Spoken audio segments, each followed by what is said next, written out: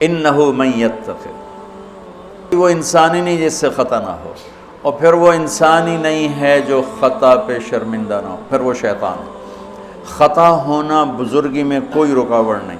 صحابہ کی خطاؤں کو اللہ نے قرآن میں ذکر کیا، صحابہ سے ہر بڑے سے بڑی خطا ہوئی، اس میں ایک پیغام تھا کہ اتنے بڑے مقام والے سے بھی خطا ہو سکتی ہے اور اللہ کے تعلق میں کوئی کمی نہیں آ سکتی۔ توبہ۔ ماعز اسلمی کو پتھر پڑ رہے تھے جب وہ حد لگ رہی تھی، تو دو آدمی آپس میں باتیں کر رہے تھے، دیکھو اچھا بھلا اس پر پردہ ڈال دیا تھا اللہ کے نبی نے، یہ خود ہی اپنے آپ کو ذلیل کر کے آ گیا۔ تو جب وہ ان کا انتقال ہو گیا اور وہاں سے واپس ہوئے تو راستے میں ایک گدھا مرا پڑا تھا، تو آپ نے کہا ان دو آدمیوں کو بلاؤ، وہ دونوں آ گئے۔ آپ نے فرمایا اس کا بیٹھ کے گوشت کھاؤ۔ یا رسول اللہ، یہ آپ کیا فرما رہے ہیں؟ ناپاک، حرام، مردار۔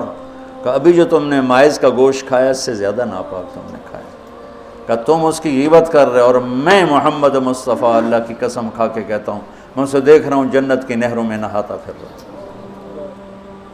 گناہ ہونا انسانی اللہ اور بندے کے تعلق میں رکاوٹ تب بنتا ہے جب اصرار ہو، کرتا ہی جائے کرتا ہی جائے۔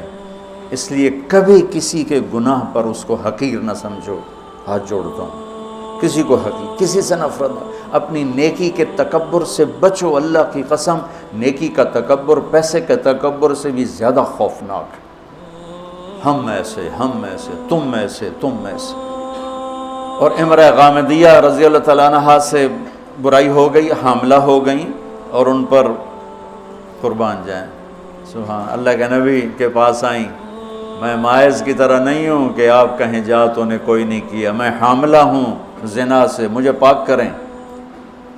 تو آپ نے فرمایا، آپ نے اس کو ٹالنے کے لیے کہ جا پہلے بچہ پیدا کر پھر اس کے بعد دیکھا جائے گا، کہ 9 مہینے گزریں گے آپ ہی بھول جائے گی۔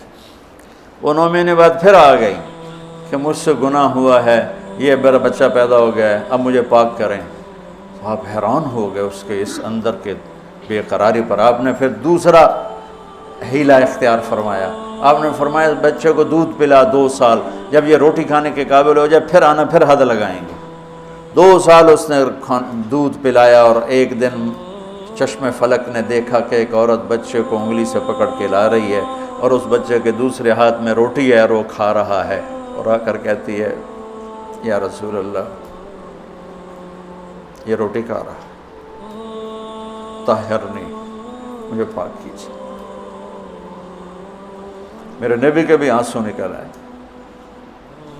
تو آپ نے فرمایا اس بچے کو کون اپنا بیٹا بناتا ہے، میں ضمانت دیتا ہوں جنت میں وہ میرا ساتھی ہوگا۔ تو ایک انصاری صحابی نے اٹھ کر کہا یا رسول اللہ میں اس کو اپنا بیٹا بناتا ہوں۔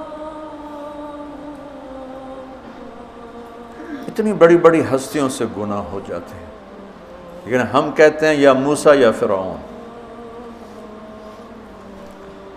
وہ جو ایک احمقانہ شعر ہے، دورنگی چھوڑ دے یا کرنگ ہو جا، سراسر موم ہو یا سنگ ہو جا، کسی بیوقوف شاعر نے یہ شعر کہا۔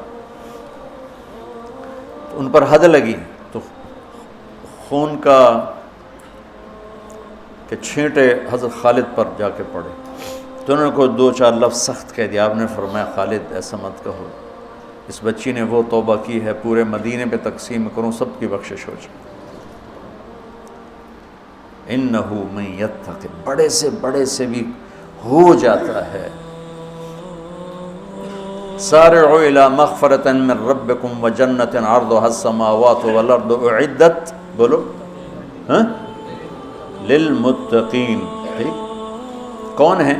الذین ينفقون فی السراء والضراء، جو تنگی اور فراخی میں خرچ کرتے ہیں، والکاظمین الغیظ، جو غصے کو پیتے ہیں، والعافین عن الناس، جو لوگوں کو معاف کرتے ہیں، واللہ یحب المحسنین، اللہ احسان کرنے والوں کو پسند کرتا ہے۔ اب آگے بھی تقوی والے ہی آ رہے ہیں۔ والذین اذا فعلوا فاحشۃ، فاحشہ میں نے بتایا تھا نا قرآن میں کس معنی میں آتا ہے، اور یہ کس کے بارے میں؟ اللہ اکبر، واہ میرے رب، تو نے اتنی گنجائشیں دی اور تیرے بندوں نے جہنم ہی واجب کر دی تیرے بندوں پر۔ مجھے ایک پڑھا لکھا نوجوان کہنے لگا تسی مولویاں ساڈے کولوں ساڈا رب کھولے، اور ساتھ ہی رونے لگا کہ تساں مولویاں ساڈے کول ساڈا رب کھولے،